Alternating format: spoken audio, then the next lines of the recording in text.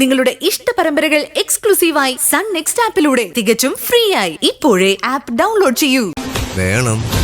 ഇനി ആ വീട്ടിൽ അധികാലം താമസിക്കാൻ പറ്റുമെന്ന് തോന്നുന്നില്ല. അന്ന് ഞാൻ വന്നതാണോ കുഴപ്പമായത്? അത് മാത്രമൊന്നും അല്ല, അതിനു മുമ്പേ തന്നെ ഞാൻ അവിടുന്ന് മാറണമെന്ന് വിചാരിച്ചത്. എന്റെ ഫ്രണ്ട്സ് ആര് വന്നാലും ആ സ്ത്രീക്ക് ഭയങ്കര സംശയം. പിന്നെ അവര് പോകുന്നിടം വരെ അവരവിടെ ചുറ്റിപ്പറ്റിയൊക്കെ നടക്കും. എന്റെ വീട്ടിലാവുമ്പോ ആ പ്രശ്നം ഇല്ലല്ലോ. ശരത്തേട്ടനത് സ്വന്തം വീട് പോലെ കരുതാം. ഞങ്ങൾക്കാണെങ്കിൽ വാടക കിട്ടുകയും ചെയ്യും. നമ്മൾ തമ്മിൽ ഇഷ്ടത്തിലാണെന്ന് ഏതാണ്ട് എല്ലാവർക്കും അറിയാമല്ലോ. കല്യാണം കഴിക്കുന്നതിന് മുമ്പ് ഞാൻ നിന്റെ വീട്ടിൽ വാടകയ്ക്ക് താമസിക്കാമെന്ന അത് നിനക്കൊരു പേരുദോഷമാവില്ലേ? നാട്ടുകാർ പലതും പറയും. നാട്ടുകാർ ചെലവിന് തന്നിട്ടാണോ നമ്മൾ ജീവിക്കുന്നത്? നമ്മൾ അധ്വാനിക്കുന്നു, ജീവിക്കുന്നു.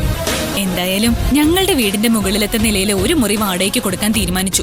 ശരത്തേട്ടൻ അല്ലെങ്കിൽ മറ്റൊരാൾ ആ മുറിയിലേക്ക് വാടകയ്ക്ക് വരും. ശരത്തേട്ടനാണെങ്കിൽ ഞങ്ങൾക്ക് കൂടുതൽ സന്തോഷാവും. അത്രേ ഉള്ളൂ.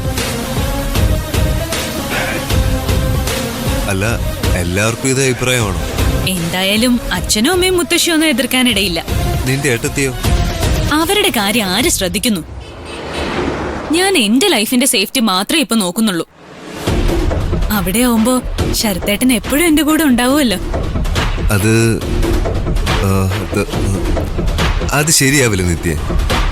നിന്റെ ഏട്ടത്തി പറയുന്നത് മാത്രമേ അച്ഛനും അമ്മയും കേൾക്കൂ. ഞാൻ അവിടെ വാടകയ്ക്ക് താമസിക്കാൻ വരുന്നത് അവർക്ക് ഇഷ്ടമല്ലെങ്കിലോ? അക്കാര്യം ശരത്തേട്ടൻ എനിക്ക് വിട്ടേക്ക്. അവരെക്കാൾ കൂടുതൽ അവകാശം ആ വീട്ടിൽ എനിക്കുണ്ട്. അങ്ങനെ അവര് മാത്രം തീരുമാനങ്ങളൊന്നും എടുക്കാൻ ഞാൻ സമ്മതിക്കില്ല. എന്തായാലും ഞാൻ വൈകുന്നേരം വീട്ടിലേക്ക് വരാം. എല്ലാവരോടും സംസാരിച്ചിട്ട് നമുക്കൊരു തീരുമാനത്തിലെത്താം. ഇനി എന്ത് തീരുമാനം? ഞാൻ തീരുമാനിച്ചു കഴിഞ്ഞു. ശരത്തേട്ടൻ എന്റെ വീട്ടിൽ തന്നെ താമസിക്കും. അതിനെ എതിർക്കാൻ വരുന്നത് ആരായാലും എനിക്കതൊരു പ്രശ്നമേ അല്ല. അതിന് ഏട്ടത്തി ആയാലും അമ്മയും അച്ഛനെയും മുത്തശ്ശിയും ഒക്കെ ഞാൻ പറഞ്ഞ് സമ്മതിപ്പിക്കും. എന്റെ പേര് പറഞ്ഞ് നിന്റെ വീട്ടിലൊരു വഴക്കുണ്ടാക്കണോ? സുധി സാർ ഉണ്ടായിരുന്നെങ്കിൽ എനിക്ക് ധൈര്യമായിട്ട് കയറി ഒന്ന് ചോദിക്കായിരുന്നു.